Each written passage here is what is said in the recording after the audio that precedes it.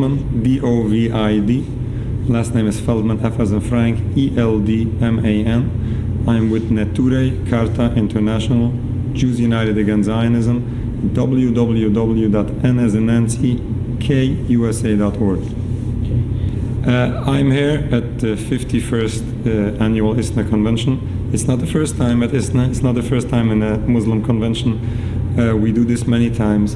And this is an opportunity for us to come and to meet Muslim people, to meet many people, and help people understand that not all Jews support the state of Israel, not all Jews support the crimes being committed against the Palestinian people, and more important, that the Holy Torah, Jewish religion, does not condone all what's being done in Palestine. Well, it's not only the senator. There are many American politicians who stand up to support Israel. Some of them would do it out of compassion to the Jewish people. People do want to help Jewish people, since after all what Jewish people suffered, which is a very beautiful concept, and it's something that should be appreciated, and we do appreciate that. But we are trying to educate and to inform people that what's being done in Palestine, even if this would be in favor for the Jewish people, how should we oppress other people because of that? It's my grandparents who were killed, murdered in the Holocaust, suffered, they were tortured in the Holocaust, and some of us, thanks to the Almighty, who survived. That's why we know exactly what suffering is, and we don't want to see other people suffer. And we say to these people, they should understand that it's not only wrong for the Palestinian people, it happens to be that this is not the favor for the Jewish people. Jews lived in peace in many Muslim countries, including Palestine. There was no hate in the early 1920s. Why do we see today this tremendous hate, this tremendous war between our peoples? This is just only because of this political movement of Zionism. This is not only a catastrophe for Palestine, it's a danger for the Jewish people. If we want to be honest and righteous, we should not allow crimes being done to Palestine. If we want to be in favor of the Jewish people, we should not allow the state of Israel to act in the name of all Jews. And if we want to be honest to God, we should not allow that these actions, these crimes being done, sometimes in the name of God, sadly, we should not allow this.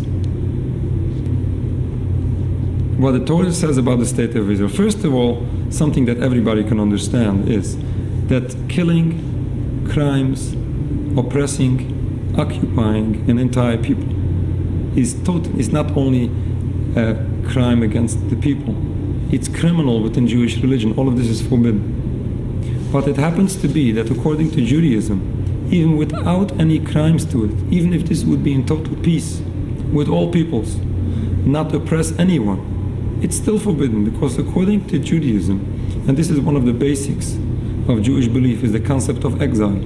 Ever since the destruction of the Second Temple about 2,000 years ago, way after the land was promised to the Jews, way after this promise was fulfilled, and the Holy Land was given to the Jews, after that is another side of the coin which nobody speaks about, because this is not in favor of Zionist propaganda. There is the other side of the coin, that God took the land from the Jews and placed the Jews into exile. Not necessarily that this is something that something that is always comfortable, but this is certainly the will of God. The concept of exile was accepted by all Jews throughout all generations, without any exception, until some secular Jews came up about 120 years ago. Theodor Herzl, who was an outspoken heretic, he didn't practice anything of Judaism, he didn't circumcise his son, and he was upset with Judaism. He came up with this anti-Zionist philosophy of building a sovereign homeland for Jews by physical means. And this is in total contrast to our religion. This is total contrast to the basics of Jewish belief, and this is in total contrast to the tradition and the belief and teachings that were taught to us from all generations back.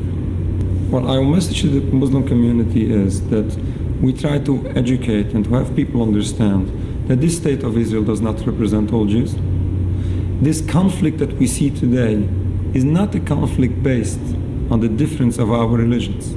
People sadly think today that just because we have a difference of religion, this should be a reason, a cause for conflict. And this is totally wrong.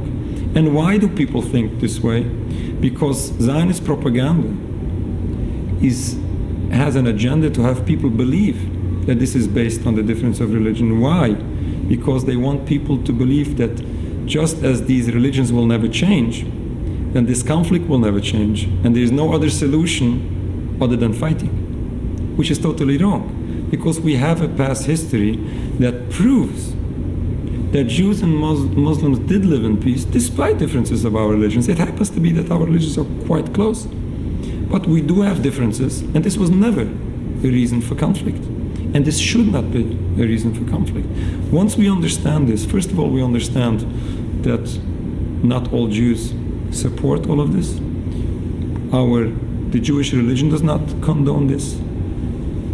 We don't have to fight each other. We did live in peace. We can live in peace. We should live in peace.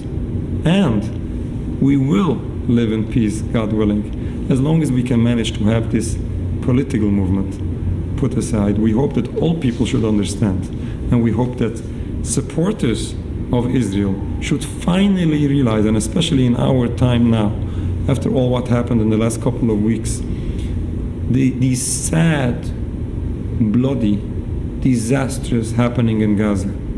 This is something that did shake people. This did wake up people. This should wake up many more people to understand that all of this is wrong. And it's really sad that we need to lose lives in order to make us think. We should think for ourselves, and we don't need these terrible, tremendous price to wake us up.